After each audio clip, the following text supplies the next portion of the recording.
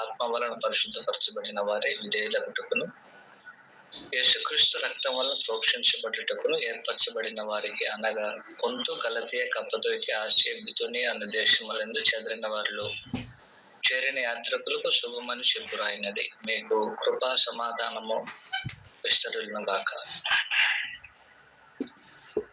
ఈ సందర్భం ముందు మనము ఆలోచించబోయే విషయము, ఈ పత్రిక ఎవరికి రాయబడినదో మనం ఆలోచించబోతున్నాం. దానిని ఆధారం చేసుకొని మిగిలిన వచనాలను మనము అర్థం చేసుకోవడానికి ప్రయత్నం చేద్దాం. ఎందుకంటే పత్రిక ఎవరికి రాయబడినదో మనము గుర్తించకపోతే, ఆనాడు ఏ ఉద్దేశం నిమిత్తము రాయబడినదో ఆ ఉద్దేశాన్ని మనము గుర్తించకుండా దాటిపోవడానికి అవకాశం ఉంది. కాబట్టి అది ఎవరికి రాయబడినదో దాన్ని మనం గుర్తించాలి. ఎందుకంటే ఈ వచనములకు అదే కేంద్రమై ఉన్నది. ఈ పత్రిక ఎవరికి రాయబడినదో గమనించండి. 2వ వచనములో ఏర్పరచబడిన వారికి, 2వ వచనం, ఆత్మ వలన పరిశుద్ధపరచబడిన విధేయులగుటకు యేసుక్రీస్తులో ప్రోక్షించబడుటకును ఏర్పరచబడిన వారికి అనగా అంటే ఎవరెవరో తెలియజేయబడింది. అందువలన ఈ పత్రిక ఎన్నుకోబడినటువంటి వారికి లేక ఏర్పరచబడినటువంటి వారికి రాయబడింది. ఎలాగున ఎవరు ఎప్పుడు ఏర్పరచబడ్డారు అనేటువంటిది ఒక విశేషమైన కార్యం. వీరు ఏర్పరచబడిన వారైతే దీనికి ఆధారము దేవుడు.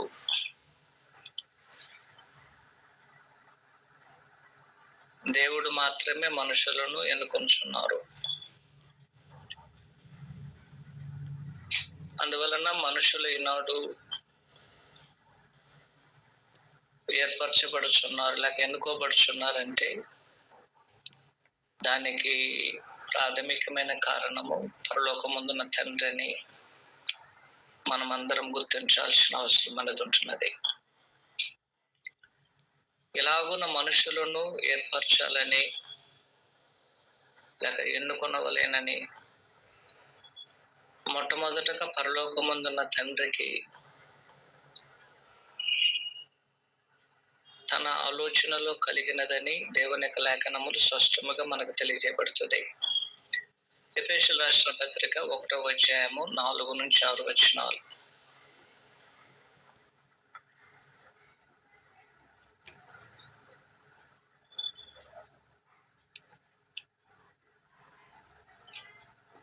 ఎఫెసీ 1వ అధ్యాయము 1వ వచనం నుంచి 4వ వచనం నుంచి నేను చదువుతాను. మనకి కలిసి ఉంది కాబట్టి 4 నుంచి 6 వచనాలు. ఎట్లా అనగా, తన ప్రియుని యందు తాను ఉచితంగా మనకు అనుగ్రహించిన తన కృపకు మహిమ కీర్తి కలుగునట్లు తన చిత్త ప్రకారమైన దయా సంకల్పం చొప్పున, అది ఎవరి యొక్క చిత్తమో ఆలోచించే తన చిత్త ప్రకారమైన దయా సంకల్పం చొప్పున యేసుక్రీస్తు ద్వారా తనకు కుమారులుగా స్వీకరించుటకై మనలను ముందుగా తన కోసము నిర్ణయించుకొని మనము తన ఎదుట పరిశుద్ధులను నిర్దోషులై ఉండవలెనని జగత్ పునాది వేయబడక మునిపే ప్రేమ చేత క్రీస్తులో మనలను ఏర్పరచుకున్నాను. ఈ ఏర్పాటు అనేది యాక్సిడెంటల్ గా కలిగినటువంటిది కాదు అనే సత్యమును ఇక్కడ పేతురు గారు నెలకొల్పడానికి ప్రయత్నం చేస్తున్నారు. ఆనాడు పత్రిక ఎవరికి రాయబడుచున్నదంటే ఏర్పరచబడినటువంటి వారికి. ఎవరు ఏర్పరిచారంటే పరలోకముందున్న దేవుడు తన చిత్త ప్రకారముగా తాను ఏర్పాటు చేయడం జరిగింది. ఎప్పుడు ఇది ఏర్పాటు చేయడం జరిగింది గమనించండి. జగత్ పునాది వేయబడక మునిపే.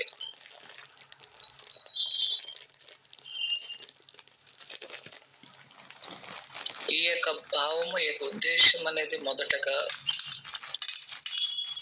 దేవునికి కలిగినటువంటిది. ఇలాగున్న క్రీస్తు మనుషులను రక్షణ కొరకు ఏర్పరచుకున్నవలెనని దేవుని యొక్క చిత్త ప్రకారమైన దయా సంకల్పం అది. కాబట్టి మొదటగా తన యొక్క చిత్తం అంటే తన యొక్క ఆలోచన. రెండోది ఆయన తెలియజేస్తున్నారు, తాను ఎవరిని ఏర్పరచుకోబోతున్నారు లేక ఎన్నుకోబోతున్నారు, అలాంటి వారిని గురించి తన భవిష్యత్తు జ్ఞానము చేత దేవుడు అలా ఏర్పరచుకున్నారని 1 పేతురు 1:1 మనకు తెలియజేస్తుంది. యేసుక్రీస్తు అపోస్తలుడైన పేతురు తండ్రైన దేవుని భవిష్యత్ జ్ఞానమును బట్టి ఎన్నుకోబడినటువంటి వారు.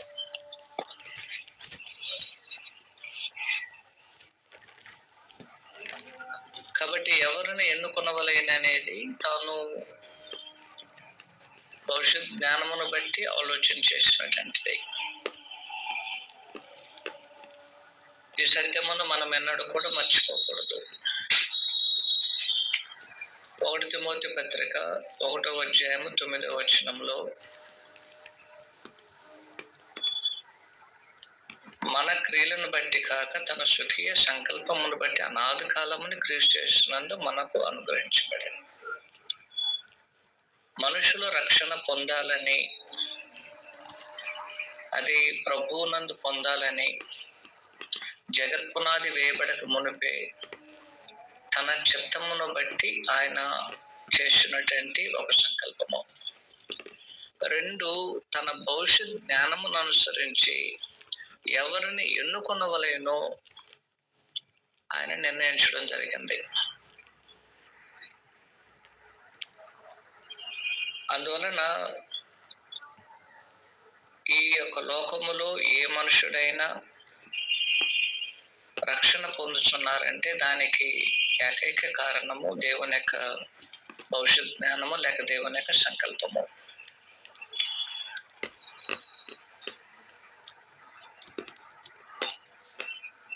కాబట్టి ఉన్నతమైన దేవుడు ఒక సంకల్పమును రూపించి ఆ సంకల్పమును తన భవిష్యత్ జ్ఞానమును బట్టి ఎగ్జిక్యూషన్ చేయడం అనేది జరిగింది. ఈ యొక్క విషయమును మనము ఎన్నడూ కూడా మర్చిపోకూడదు. మరియు ఈ యొక్క సంకల్పం అనేది యేసుక్రీస్తునందే జరగాలి అనేది దేవుని యొక్క ఉద్దేశమే ఉన్నది. దాని అర్థము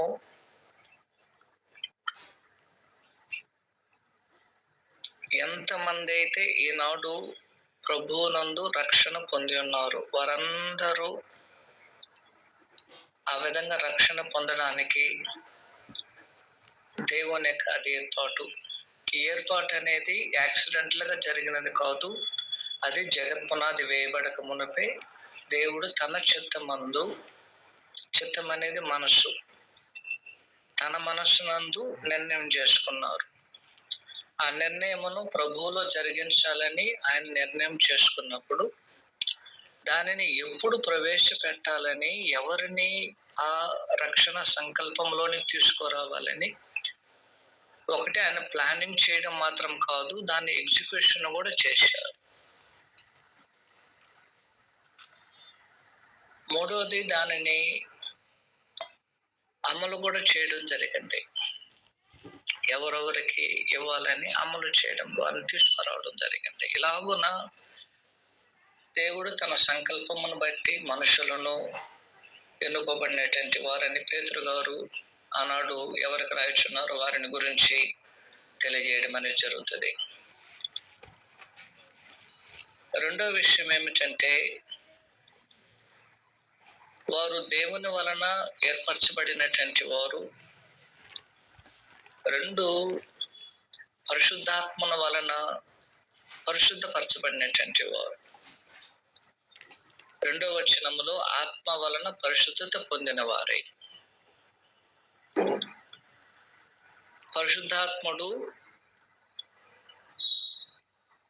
దేవునితో సహవాసమును కలిగి ఉండడానికి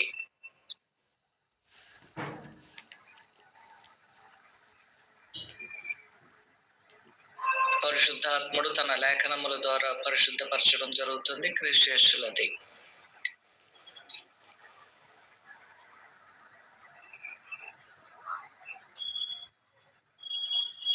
అందువలన ఎవరైతే దేవుని యొక్క లేఖనములకు లోబడుచున్నారో వారందరూ ఆత్మ వలన పరిశుద్ధపరచబడ్డానికి,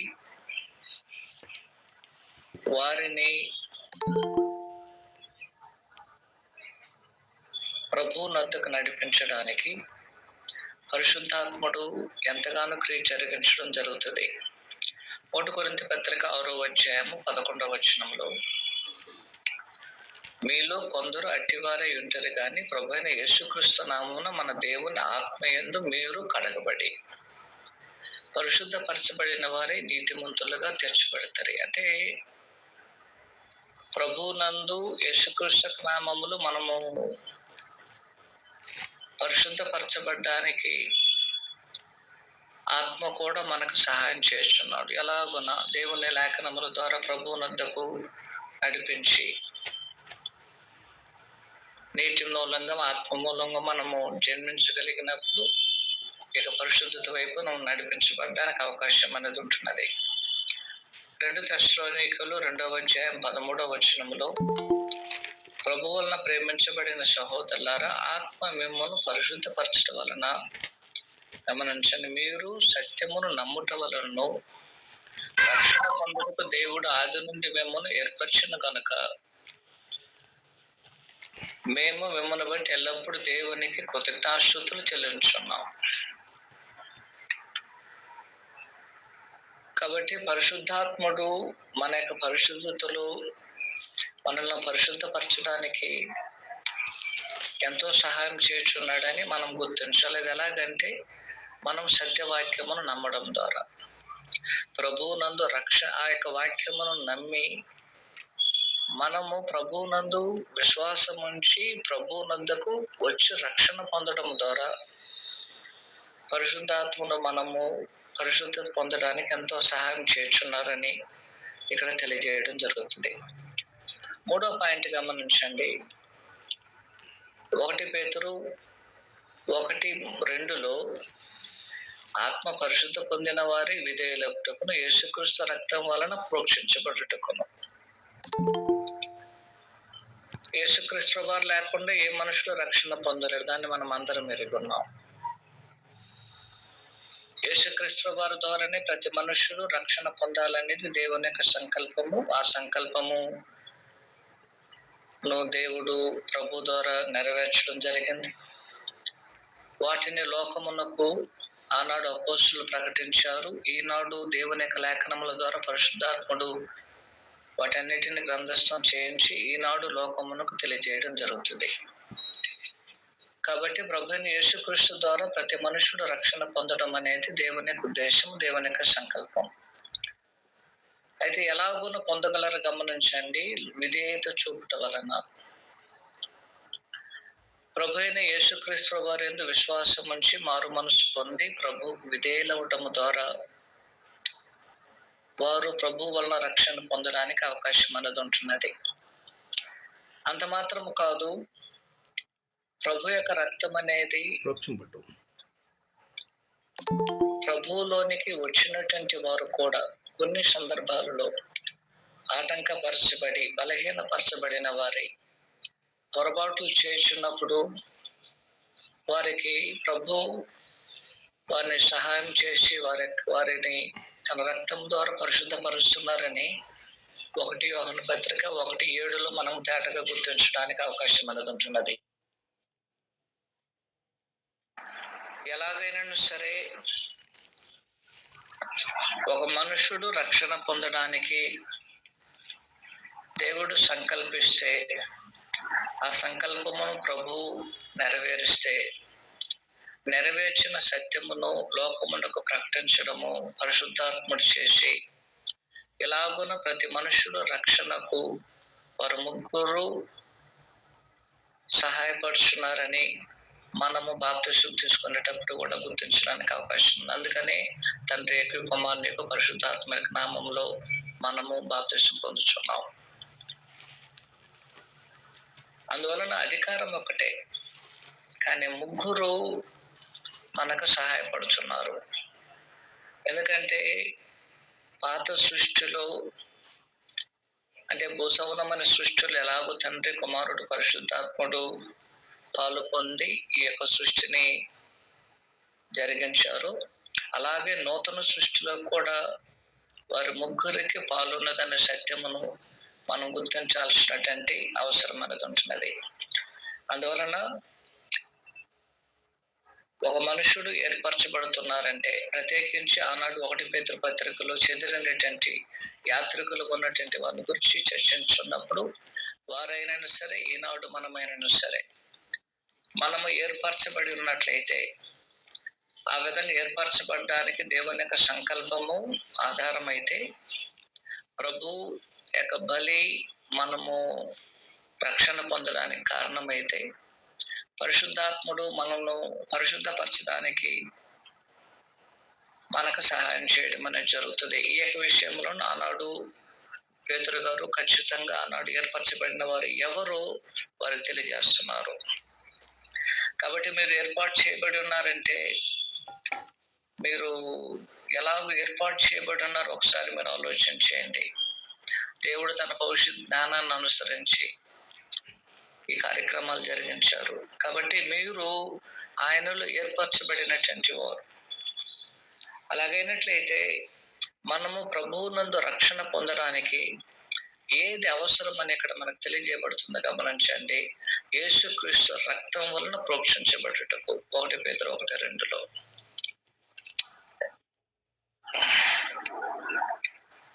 దాని అర్థం ఏమిటో ఒకసారి ఆలోచన చేయండి. ఒకటి, అదేం తెలియజేస్తుందంటే, యేసుక్రీస్తులో రక్తం ఉన్నదని తెలియజేస్తుంది అని తెలియజేసే సందేశమును తేటగా ఆలోచన చేయండి. యేసుక్రీస్తు రక్తం వలన ప్రోక్షించబడుటకు అంటే, యేసుక్రీస్తు వారి యొక్క రక్తం వలన ప్రోక్షించబడాలంటే యేసుక్రీస్తు వారిలో రక్తం ఉండదని దానికి అర్థము. అందుకని ప్రభు భూమి మీదకి రక్త మాంసములను ధరించుకొని అన్ని విషయములో తన సహోదరు వంటి వాడు కావలసి వచ్చినదని హెబ్రీ 2వ అధ్యాయంలో మనము 15వ వచనమును తేటగా చదవడానికి అవకాశం అనేది ఉంటున్నది. రెండోది గమనించండి, ఆ రక్తం ఉంటే సరిపోదు. ఆ రక్తం అనేది ఏం చేయబడవాలి అంటే చిందించబడాలి. ప్రోక్షించబడాలన్న చిందించబడాలని ఒకే అర్థము.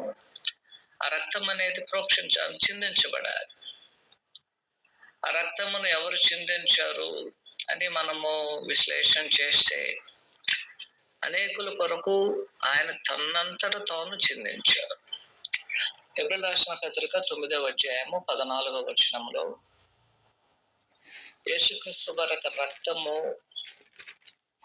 ఎలాగునో ఇక్కడ ప్రోక్షించబడుతుందో ఒకసారి మనము చదివి ముందుకెళ్దాము. నిత్యుడగు ఆత్మ ద్వారా తన్ను దేవుని నిర్దోషముగా అర్పించుకుని క్రీస్తు రక్తం నిర్జీవ క్రియలను విడిచి జీవము గల దేవుని సేవించుటకు మీ మనసాక్షులను ఎంతో శుద్ధీకరించేయండి. యేసుక్రీస్తు వారి యొక్క రక్తం అనేది అర్పించబడుతుంది.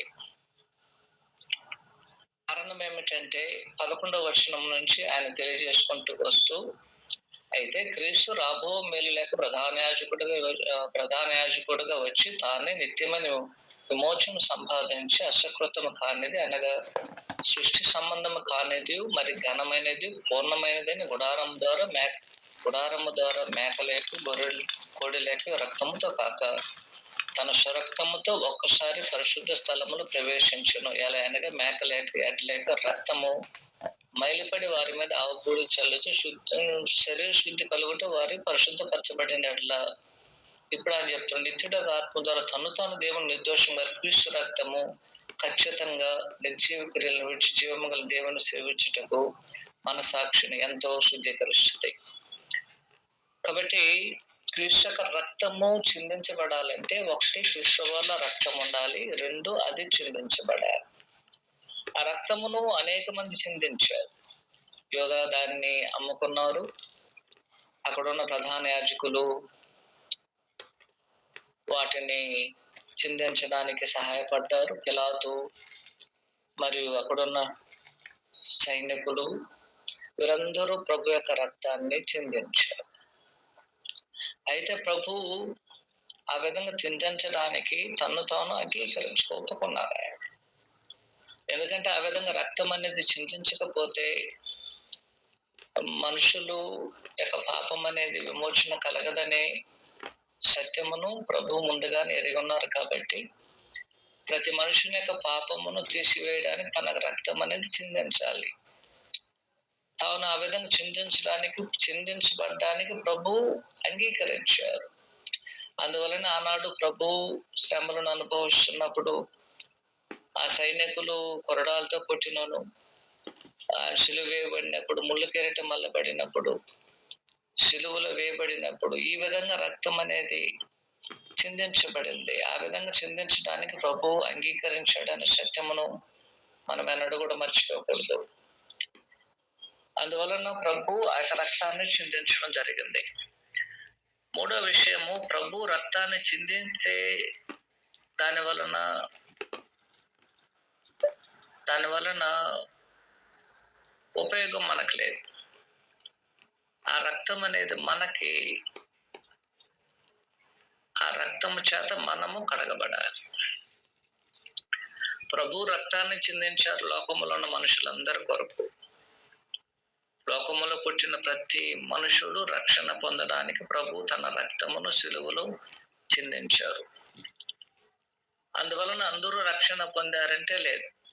ఎవరైతే ఆ రక్తం వలన కడగబడుచున్నారో వారు మాత్రమే రక్షణ పొందడానికి అవకాశం ఉంది. అందువలన ఇక్కడ తెలియజేసే సత్యం ఏమిటంటే, క్రీస్తు వారి రక్తం అనేది ప్రోక్షించబడవలేనంటే ఎవరైతే ప్రోక్షించబడడానికి తమను తాము అప్పగించుకుంటారో వారు ప్రభువునందు రక్షణ పొందడానికి అవకాశం అనేది ఉంటున్నది. నాలుగో విషయం ఏమిటంటే, ఈ విధంగా రక్తము వలన ప్రోక్షించబడము లేక రక్తం వలన కడగబడే ఈ యొక్క విషయం అనేది పాత నిబంధనలో ముందుగానే ఒక మాదిరిగా తెలియజేయబడినదని మనం అందరం గుర్తించున్నాం. నిర్గమకాండము 24వ అధ్యాయం 8వ వచనంలో ఆనాడు పస్కా పశువును వారు వధించి ఆ రక్తమును వారు తమ యొక్క దాలబందల మీద, దూరముల మీద వారు రాయడం, చిందించి దాన్ని పూసుకున్నారు, రాశారు దాన్ని. అది మనకు ఎలాగూ అది ఛాయగా ఉంటే ఎలాగూ కొత్త నిబంధనలు అది నిజ స్వరూపంగా ఉన్నది. మనం ఇప్పుడు హెబ్రీ 9వ అధ్యాయములో మనం కొన్ని విషయాలు చదివాం. ఇంకా కొన్ని విషయాలను 19వ వచనం నుంచి కూడా నేను చదువుతాను, గమనించండి. ఏప్రిల్ రాసిన పత్రిక 9వ అధ్యాయం 19 నుంచి కొన్ని వచనాలు 22వ వచనం వరకు. ధర్మశాస్త్రం ప్రకారం మోషే ప్రతి ఆజ్ఞ ప్రజల చేత చెప్పిన తర్వాత ఆ నీళ్ళ చేత, రక్తము చేత, గొర్రెబొచ్చుతో, ఇప్సోపుతో, కోడి లేక మేకల రక్తం చేత దేవుడు మీ కొరకు విధించిన నిబంధన రక్తమని చెప్పొచ్చు గ్రంథం మీదను ప్రజలందరి మీదను ప్రోక్షించను. అదే విధముగా గుడారం మీదను శారా పాత్రల మీద రక్తం ప్రోక్షించను. మరియు ధర్మశాస్త్ర ప్రకారం సమస్త వస్తువులు రక్తము చేత శుద్ధిపరచబడినది. రక్తము చిందించకుండా పాపక్షమాపణ కలగదని సామాన్యముగా చెప్పవచ్చును. కాబట్టి అలాగునే ప్రభు యొక్క రక్తం అనేది మన మీద ప్రోక్షించబడకున్నట్లయితే మనము రక్షణ పొందడము అవశ్యం రక్షణ పొందడం అసాధ్యమని ఇది మనకు తెలియజేస్తుంది.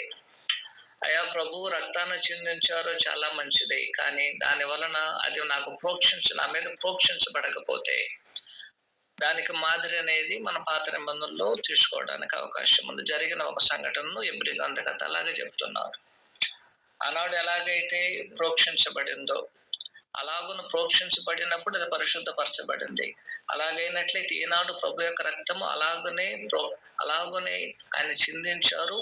ఆ ప్రోక్షించబడిన రక్తం అనేది నన్ను శుద్ధీకరించడానికి, నన్ను నేను అప్పగించుకోకపోతే నేను ఇదేమన్న వలన యేసుక్రీస్తు నందు రక్షణ పొందడానికి అవకాశం అనేది లేదు. ఈ యొక్క సత్యాన్ని మనమందరము గుర్తించాల్సినటువంటి అవసరం అనేది ఉంటున్నది. అయితే పాత నిబంధన అనేది తీసివేయబడింది కాబట్టి అక్కడ ఉన్నటువంటి ఒక ఆలోచనను, ఆ యొక్క నమూనాను అది ఎలాగ ఆనాడు చేయబడింది, అలాగనే ఈనాడు ప్రతి ఒక్కరూ కూడా ప్రభు రక్తం వలన ప్రోక్షించబడుతున్నారని, అందువలన మనం రక్షణ పొందుతున్నామని హెబ్రీ గ్రంథకర్త ఆనాడు గ్రంథములో ఖచ్చితంగా స్పష్టంగా తెలియజేయడం అనేది జరుగుతుంది. ఐదో విషయం ఏమిటంటే, ఈ విధంగా రక్తమందు మనం ప్రోక్షించడం ద్వారా, లేక ప్రభు రక్తం వలన మనము పరిశుద్ధపరచబడడం ద్వారా, లేక కడగబడడం చేత మనము ఆదాములో ఉండడం కన్నా ప్రభువులో ఉండడము శ్రేష్టమైనటువంటి జీవితం అది. మనమందరము ఆదాము రక్తము కలిగినటువంటి వారు. ఆ రక్తం వలన మనకు శ్రేష్టత లేదు, నష్టమే తప్ప. కానీ ప్రభు యొక్క రక్తం అనేది మనలను కడగడం ద్వారా మనము ఆదాములో ఉన్న దానికన్నా ప్రభువులో ఉండడం శ్రేష్టమైనటువంటి ఒక కార్యమని ఆనాడు పేతురు గారు చెందినటువంటి వారికి తెలియజేయడం జరుగుతుంది.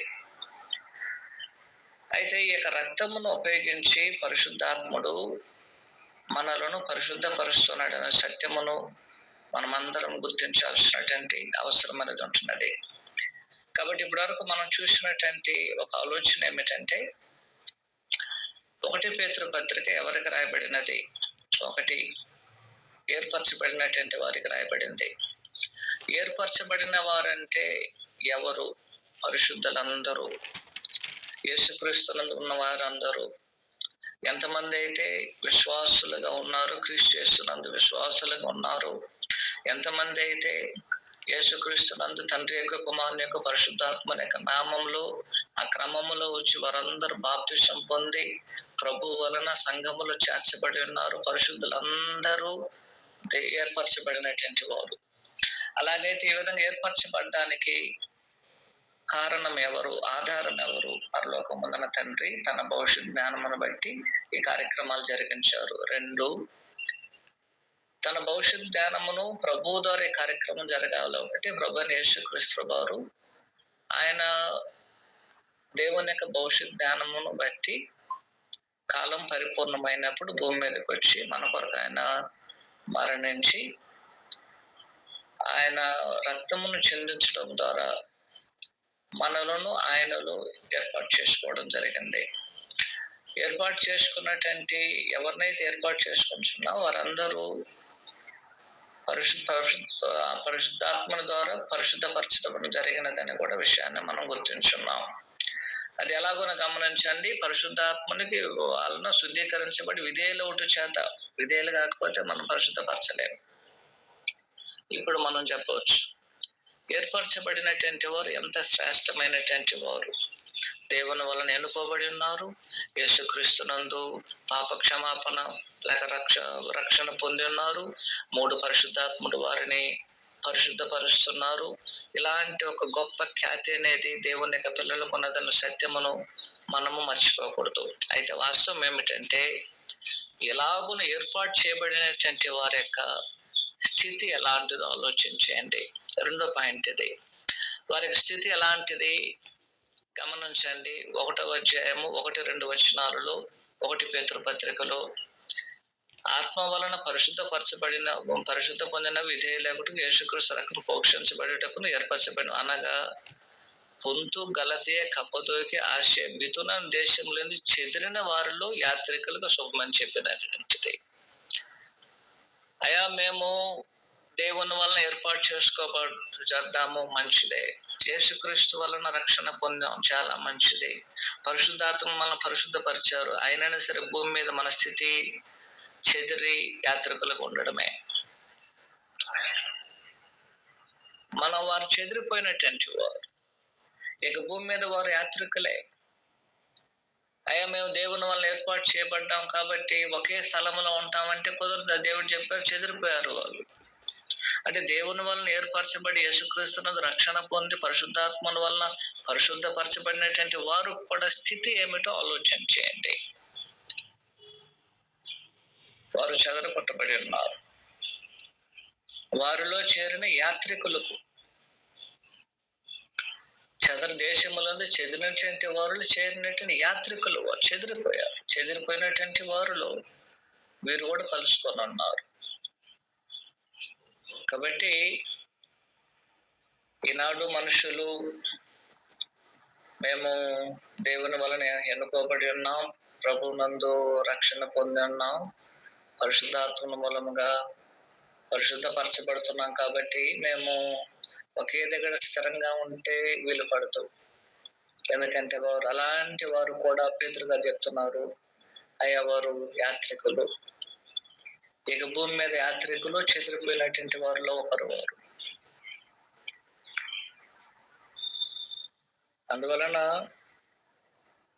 వారందరూ యాత్రికులు, పరదేశులు. యాత్రికులు అంటే దాని అర్థము కొంతకాలము ఏదో ఒక పట్టణంలో తాత్కాలికంగా జీవించేటట్టు వారు.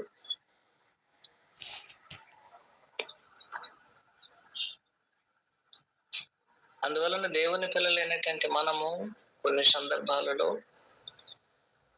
మన యొక్క స్థానికత్వము నుంచి, స్థానికంగా ఎక్కడ నివాసం చేస్తున్నాం అక్కడి నుంచి మనం చెదరగొట్టబడ్డానికి అవకాశం అనేది ఉంటున్నది.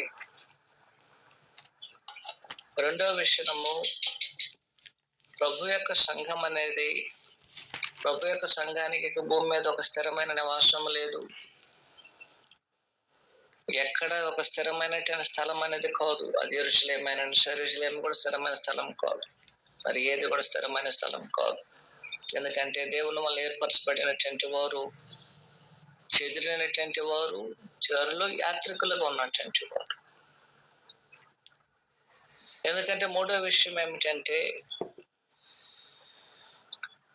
దైవభక్తి కలిగినటువంటి దేవుని పిల్లలు ఒకే స్థిర నివాసాన్ని ఏర్పాటు చేసుకుని భూమి మీద ఉండరు. వారు అక్కడ ఇక్కడ ఎక్కడైనా ఒక దగ్గర ఎక్కడ వారికి అవకాశం వచ్చి, ఎక్కడ వారు చెదిరిపోయినను, ఎక్కడ వారు ఉన్నానో సరే వారు జీవించడానికి తమను తాము సిద్ధపరచుకునేటువంటి వారు. దాని అర్థం ఏమిటంటే, ఇక భూమి మీద ప్రభు యొక్క సంఘమునకు ఆజ్ఞాపించే అధికారం లేదు. ఆజ్ఞ ప్రభు సంఘానికి వ్యతిరేకంగా వస్తే చెదిరిపోవలసినటువంటి పరిస్థితి. ఒక స్థలములో కాకపోతే మరొక స్థలములోనికి, ఆ స్థలం కాకపోతే మరో స్థలమునకు యాత్రికులకు ఇక భూమి మీద జీవించేటువంటి ఒక పరిస్థితి దేవుని వల్ల ఎన్నుకోబడినటువంటి వారికి అనే విషయమును మనం ఎన్నడూ మర్చిపోకూడదు. ఆనాడు అబ్రహాం గారిని గమనించారు. అబ్రహాం గారు ఆనాడు యాత్రికులుగా పరదేశులుగా లోకంలో జీవించారు. మనం అందరం దాన్ని హెబ్రీ పత్రికలో ఎరిగినటువంటి వారు. హెబ్రీ 11వ అధ్యాయము 13వ వచనం, వీరందరూ ఆ వాగ్దాన ఫలం అనుభవింపకపోయినాను దూరము నుండి చూసి వందనము చేసి తాము భూమి మీద పరదేశులు యాత్రికులే ఉన్నామని ఒప్పుకొని విశ్వాసము కలిగిన వారే మృతి పొందిరి. దేవుని వలన ఎన్నుకోబడిన అబ్రహాము, ఆయన పరిస్థితిని ఆలోచించండి. అబ్రహాము గారి యొక్క పరిస్థితి ఏమిటి? ఆయన దేవుని వల్ల ఎన్నుకోబడ్డారు. దేవుడు ఆయనని పిలిచారు. అబ్రహామును దేవుడు ఎన్నుకున్నారు. లోకమంతా ఒకవైపు ఉంది, అబ్రహాముని దేవుడు ఎన్నుకున్నారు. సరే, ఎన్నుకున్నటువంటి అబ్రహాముకి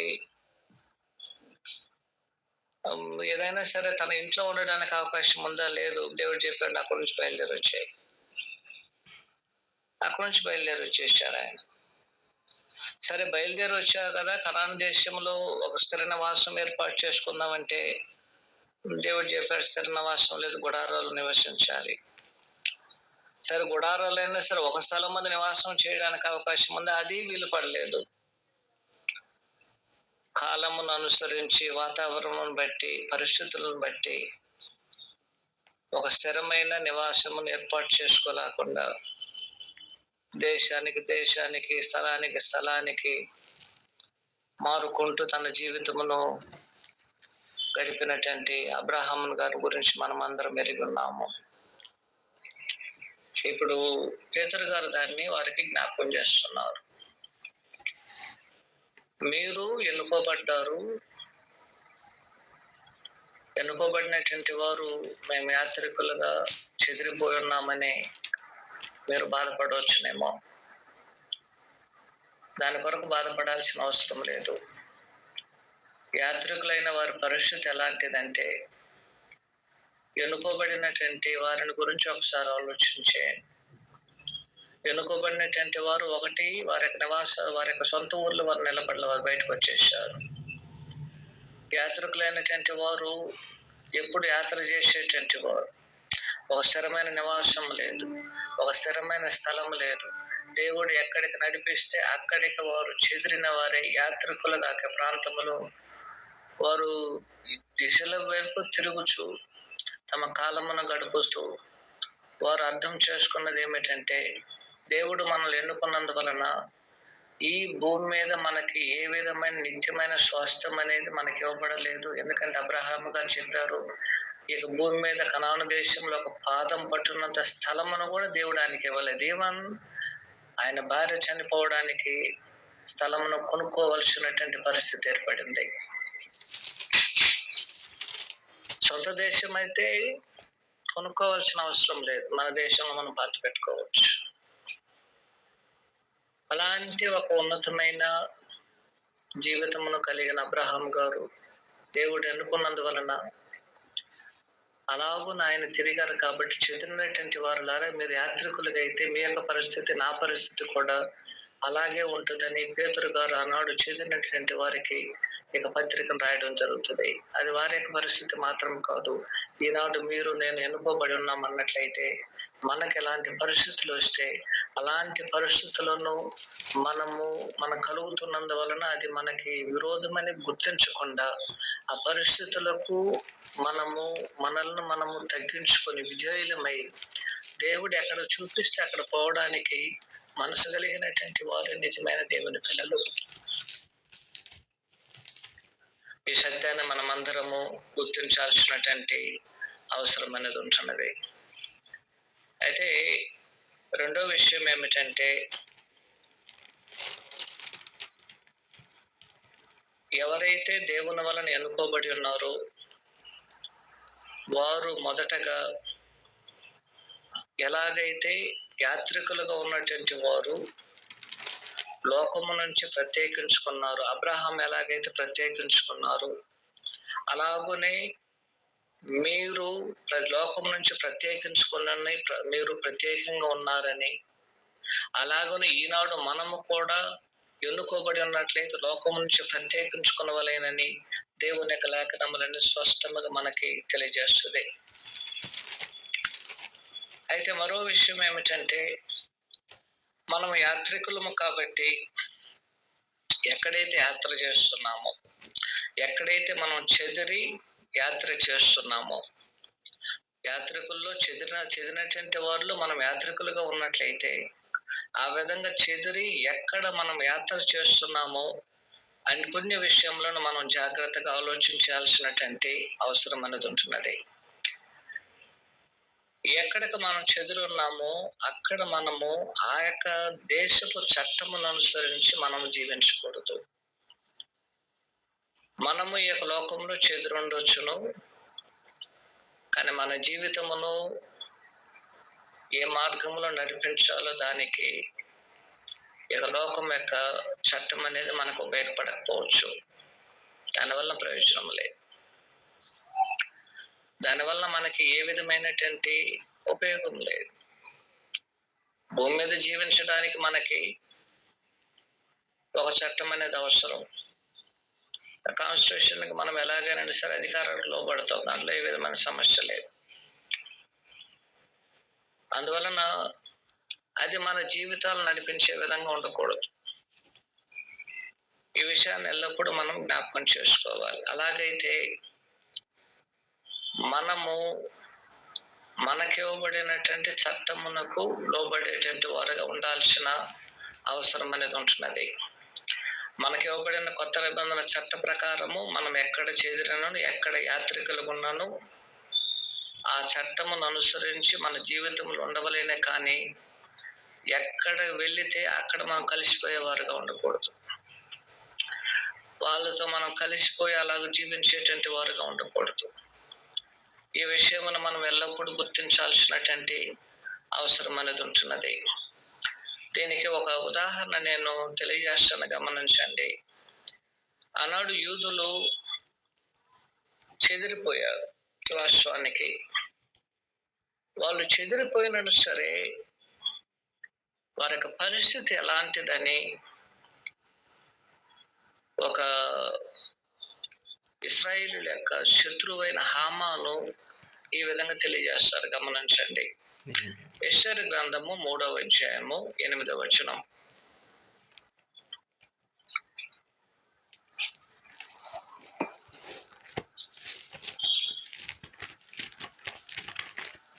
యెషయా 3:8. అంతటా హామాను అహష్వేరోషుతో చెప్పినదేమనగా, మీ రాజ్య సంస్థానములన్నిటి యందు జనములు ఒక జాతి వారు చెదిరి ఉన్నారు. వారు విధులు సకల జనుల విధులకు వేరుగా ఉన్నవి. గమనించండి. వారి యొక్క విధులు సకల జనుల విధులకు వేరుగా ఉన్నది. వారు రాజు యొక్క ఆజ్ఞలను గైకొనవారు కారు. కాబట్టి వారు ఉండనిచ్చిన రాజు నాకు ప్రయోజనకరం కాదు. ఆనాడు చెదిరిపోయినటువంటి వారు యూదులైనను, మొదటి శతాబ్దంలో చెదిరినటువంటి పరిశుద్ధులైనను, ఈనాడు మనమైనను సరే మన యొక్క విధులు అనేది సకల జనుల విధులకు వేరుగా ఉండాలి. లోకమంతా ఒక విధిని అనుసరించి నడుస్తుంటే మనకి విధి కొత్త నిబంధన కాబట్టి ప్రభు లేఖనములను అనుసరించి మనకి విధులను మనము వేరుపరుచుకోవలసిన అవసరం అనేది ఉంటున్నది. సకల జనుల యొక్క విధులు మన యొక్క విధులు వేరుగా ఉన్నట్లయితే మనము యాత్రికులుగా ఉండలేము, చెదిరిన వారిలో ఒకరుగా ఉండలే. గమనించండి, ఏవన్న వారు రాజు యొక్క ఆజ్ఞను గైకొనేటువంటి వారు కాదు. ఎందుకంటే రాజులకు రాజు అయిన పరలోకం ముందున్న రాజు ఒకడు ఉన్నాడు. ఆయనకు లోబడ్డానికి ప్రయాసపడుతున్నారు వారు. అందువలన ఈనాడు క్రైస్తవులైనటువంటి మనము చెదిరినటువంటి వారు ఎక్కడైనా చెదిరి ఉండవచ్చు. ఎక్కడ చెదిరనను, ఎక్కడ మనము యాత్రికులుగా ఉన్నాను సరే మనం జ్ఞాపకం చేసుకునవలసింది, మనం దేవుని వల్ల ఎన్నుకోబడి ఉన్నాం. క్రీస్తునందు రక్షణ పొంది పరిశుద్ధాత్మలో పరిశుద్ధపరచబడి ఉన్నాం. అందువలన ఆ ఖ్యాతి అనేది భూమి మీద మనకి గొప్ప భాగ్యం అనేది మనకు కలగకపోవచ్చు. కొన్ని సందర్భాల్లో మనము చెదిరిపోయి యాత్రికులుగా జీవించవచ్చు. మనం ఒక స్థిర నివాసంలోనూ చెదిరిపోయినను మనం చేయాల్సినటువంటి కొన్ని విషయములు ఏమిటంటే, ఒకటి, లోకం నుంచి మనల్ని మనం ప్రత్యేకించుకోవాలి. ఆనాడు అబ్రహాము గారు ఎలాగో ప్రత్యేకించుకున్నారు అలాగున. 2 మొదటి శతాబ్దంలో ఉన్నవారు ఎలాగో ప్రత్యేకించుకున్నారు అలాగున. 2, ప్రత్యేకించుకున్నటువంటి మనము ఇక భూమి మీద యాత్రికులు పరదేశులుగానే ఉండాలి. ఆనాడు అబ్రహాము గారు ఎలాగ జీవించారు మరియు మొదటి శతాబ్దంలో ఉన్నవారు ఎలాగ జీవించారు అలాగున మనము కూడా జీవించాల్సిన అవసరం అనేది ఉంటున్నది. 3, మనము ఎక్కడ చెదరగొట్టబడినను, ఎక్కడ యాత్రికులుగా ఉన్నానో సరే ఆ సకల జనుల మర్యాద ప్రకారము మనము నడుచుకోకూడదు. అది ఆనాడు ఇశ్రాయేలీయులైనా సరే, కొత్త నిబంధనలను క్రైస్తవులైనా సరే అలాగే చేశారు. ఈనాడు మనం కూడా అలాగనే ప్రత్యేకించుకొని ఉండాలి. 3, మన యొక్క విధి ఏమిటో ఆ విధి ప్రకారము ఎక్కడ ఉన్నానో మనం అలాగే నడుచుకోవాలి. ఏ కాలం అయినా సరే, అబ్రహాం కాలం అయినను, ఇశ్రాయేలీయులైనను, కొత్త నిబంధనలో ఉన్న వారైనను సరే, దేవుని వలన ఎన్నుకోబడినటువంటి వారు ఎలాగైతే తాము సకల జనుల విధి ప్రకారము విధికి వేరుగా నడుచుకున్నారో, అలాగున మనకి ఇవ్వబడిన విధికి వారికి విధికి వేరుగా నడుచుకునవలసిన అవసరం అనేది ఉంటున్నది. 4వ విషయం ఏమిటంటే, మనం ఎల్లప్పుడూ మన రాజ్యము లేకపోతే మన యొక్క పౌరస్థితి ఎక్కడైతే ఉన్నదో, లేక మన యొక్క దేశము నిత్యమైన పరలోకము మన దేశమైనట్లయితే, మన మన యొక్క పౌరస్థితి ఎక్కడ ఉన్నట్లయితే, దానికి తగిన విధముగా ఈ లోకములో మనం ఎక్కడ చెదిరినను యాత్రికులుగా ఉన్నను సరే మనం జీవించాలని ఆనాడు పేతురు గారు వారికి, ఈనాడు మనకి తాటగా తెలియజేయడం జరుగుతుంది. ఈ సత్యాన్ని అన్నాడు కూడా మనం గుర్తించాల్సినటువంటి అవసరం లేదు. ఇంకొక విషయం ఏమిటంటే, ఎక్కడ మనం చెదిరినను, ఎక్కడ మనం యాత్రికులుగా ఉన్నానో, ప్రభు మనకు అనుగ్రహించే ఒక ఉన్నతమైన ఒక ఆలోచన ఏమిటో ఒకసారి మనం ఈ సందర్భం మందు 2 దశలోనికలు 1:2 మనం చదవబోతున్నాం. 2 దశలోనికలు 2:1. సహోదరులారా, ప్రభు దినం అప్పుడు వచ్చినప్పుడు ఆత్మ వలన మాటల మాయదన వచ్చిన పత్రిక ఎవడని చెప్పినల్లా త్వరపడి చంచల మనుషులు కాకూడదు, బెదరపడి ప్రభు అయిన యేసుక్రీస్తు రాకను బట్టి మనలను ఆయన యొద్ద కూడుకును బట్టి మిమ్మల్ని వేడుకొంచున్నాము. మనము ఒకరోజు ప్రభువుతో కూడా కూడుకోబోతున్నాం. ఇక్కడ భూమి మీద ఎన్ని రకాలుగా చెదిరిపోయినను, ఎంతగా మనం యాత్రికులుగా ఉన్నాను, ఏ దేశాల్లో ఉన్నా, ఏ స్థలాల్లో ఉన్నా, ఏ ప్రాంతాల్లో ఉన్నా, ఒకరికొకరికి ఏ విధమైన సంబంధాలు లేకుండా మనము నిజమైన క్రైస్తవులుగా ఈ యొక్క లోకములో యాత్రికులుగా, పరదేశులుగా మనం జీవించినట్లయితే, ప్రభు యొక్క విధి ప్రకారము ఒక దినం ముందు ప్రభువు నందు అందరిని ఆయనతో కూడా కూడుకోబోచున్నాం. అందువల్ల నీ యొక్క నిరీక్షణ కలిగి ఈ యొక్క లోకంలో జీవించాలని పేతురు గారు ఆనాడు చెదిరి యాత్రికులకు ఉన్నటువంటి వారికి తెలియజేయడం జరుగుతుంది. చివరిగా మనం చదవాల్సినటువంటి ఇంకొక విషయం ఏమిటంటే, ఎలాగూ చెదిరిపోయినటువంటి వీరికి పేతురు గారు ఏం కోరుకొంచున్నారో గమనించారు. ఎలాగూ చెదిరిపోయినటువంటి వారికి ఏం అవసరమో గమనించారు. 2వ వచనంలో 1 పేతురు 1వ అధ్యాయం 2వ వచనంలో కృపా సమాధానం చివరగా గమనించాను. యాత్రికులకు శుభమని చెప్పురాయనది, మీకు కృపయు సమాధానము విస్తరించును గాక. పేతురు గారు ఇక్కడ మీరు చెదిరిపోయారు కాబట్టి మిమ్మల్ని అందరం నేను మరలా ఒక దగ్గరికి చేరుస్తానని ఆయన కోరుకోవడం లేదు. లేనట్లయితే తాత్కాలికమైనటువంటి ఏదో సహాయం చేయమని, తాత్కాలికమైనటువంటి ఒక భూస్వామైన సహాయం కొరకు ఆయన వేడుకోలేదు. అలాంటి ఒక లేనట్లయితే మరలాంటి ఒక శ్రమల నుంచి వారిని ఎడబాటు చేయమని పేతురు గారు దేవుని అయితే కోరుకోవడం లేదు. అలాగైనట్లయితే మీరు ఏ విధముగా అయితే శ్రమలను బట్టి చెదిరిన వారిలో యాత్రికులుగా ఉన్నారో, అదే స్థితిలో మీకు కృపా సమాధానంగా ఉండవలేనని దేవుణ్ణి పేతురు గారు కోరుకోవడం జరుగుతుంది. ఎంత ఆశ్చర్యకరమైన విషయం ఆలోచించే, ఎంత ఉన్నతమైన ఆలోచనలు గమనించారు. మీరు ఎక్కడ ఏ స్థితిలో అయితే ఉన్నారో ఆ స్థితిలో దేవుడు మీకు కృపా సమాధానమును విస్తరించునుగాక. ఒకవేళ పేతురు గారు అయ్యా మీరు ఈ విధంగా చెదిరిపోయారు, అనేక ప్రాంతాలు అనేకమైన దేశాల్లో మీరు చెదిరిపోయారు, మమ్మల్ని అందరినీ ఒకటిగా చేర్చడానికి, మరలా రిస్టోరేషన్ చేయడానికి, మళ్ళీ అందరినీ మిమ్మల్ని ఒకే ప్రాంతంలోని పునరుద్ధరించడానికి సహాయం చేయమని దేవుని దగ్గర ఆయన ప్రార్థన చేయాల. లేక ఈ శ్రమలు కారణం కాబట్టి శ్రమలను వారి ఎదురు నుంచి తీసేయమని ఆయన కోరుకోలేదు. లేనట్లయితే ఇలాగ చెదిరిపోయినటువంటి వారికి ఏదో ఒక భూస్వందమైన సహాయమును అందించమని ఆయన కోరుకోలే. మీరు ఎలాగైతే చెదిరిపోయి ఉన్నారో, యాత్రికులుగా జీవిస్తున్నారో, అదే స్థితిలో దేవుని యొక్క కృపా సమాధానం మీకు విస్తరించాలని పేతురు గారు వారి వారి పక్షంలో దేవుని ఎంత కోరుకోవడం జరుగుతుంది.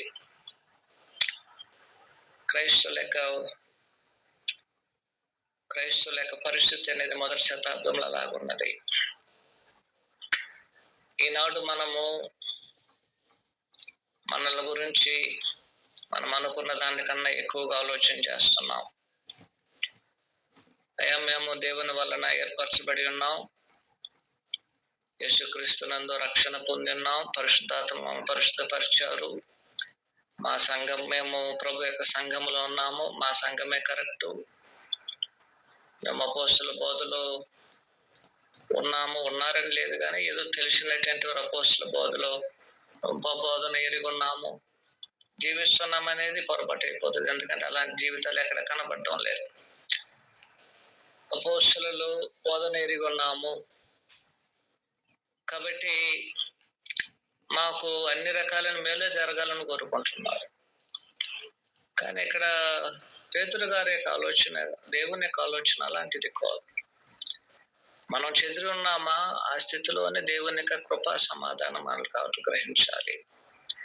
మనం ఏ స్థితిలో ఉన్నామో ఆ స్థితిలో మనకి దేవుని యొక్క కృప సమాధానం అనేది విస్తరించాలని పేతురు గారు మొదటగా వారికి శుభవచనమును తెలియజేయడం జరుగుతుంది. ఇది వారికి శుభవచనము గమనించండి. యాత్రికులకు శుభమని చెప్పు రాయినది. బట్టి క్రైస్తవ జీవితం అనేది మనం అనుకున్న దానికన్నా ఎంతో ఉన్నతమైనది.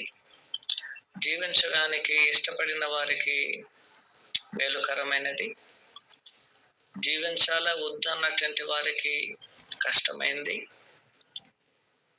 అందువలన జీవించడానికి ఇష్టపడినటువంటి వారికి అది దూరం అవుతుంది. ఎవరైతే జీవించాలని ఇష్టపడతారో అలాంటి వారు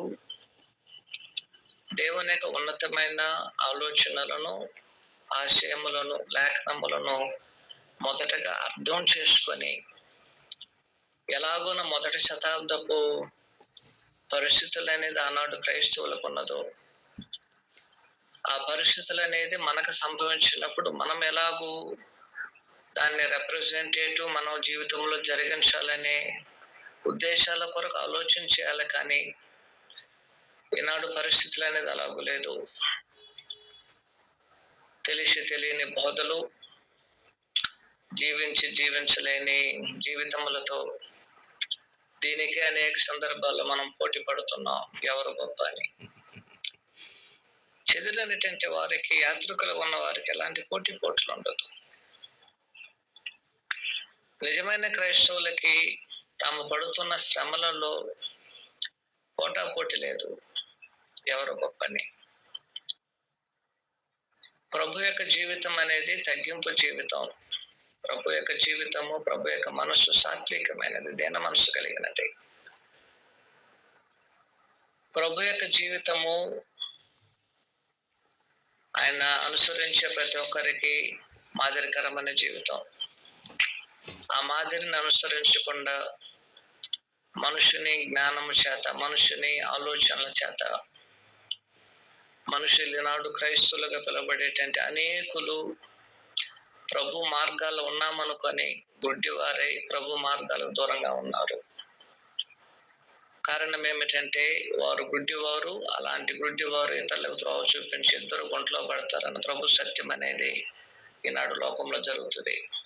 అయితే మనం దేవుని యొక్క లేఖనాలు చదువుతున్నాం, దేవుని యొక్క మాటలను వినుచున్నాం, దేవుని యొక్క మాటలను అర్థం చేసుకోవాలని ప్రయత్నం చేస్తున్నాం, ప్రభు యొక్క మాదిరిని అనుసరించాలని ప్రయాసపడుచున్నాం.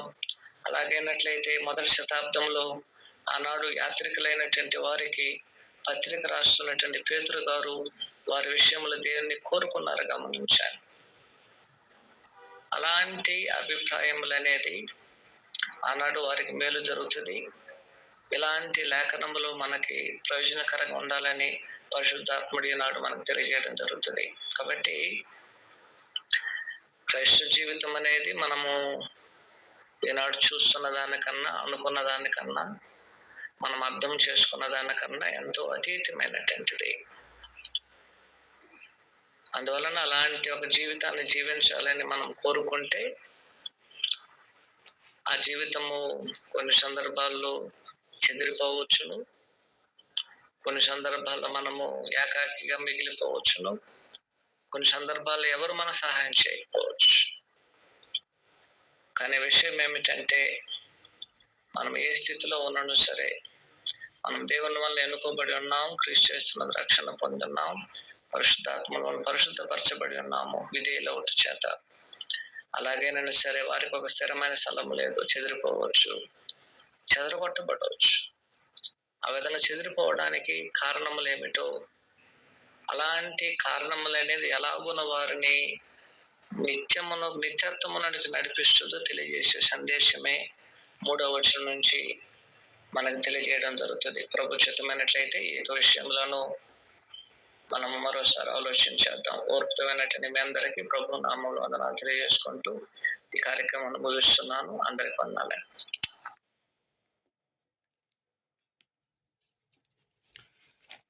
ఇంతవరకు పేతురు రాసిన మొదటి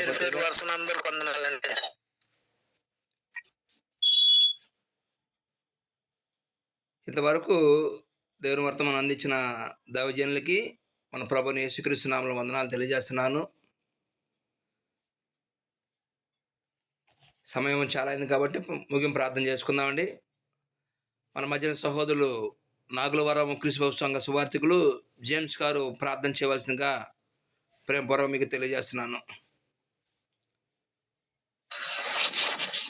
క్రీస్తునందునటువంటి సహోదరులందరికీ కూడా వందనములు. ప్రార్థన చేసుకున్నాం. పరలోకమందు నివాసం చేస్తున్నటువంటి మా ప్రియ తండ్రి, నీతి స్వరూపుడకు నాయన, మీకు ఏం లేని కృతజ్ఞతాస్తుతులు స్తోత్రములు తండ్రి. అపారమైనటువంటి మీ ప్రేమను బట్టి మీ స్తోత్రాలు తండ్రి. ఇదిగో నాయన,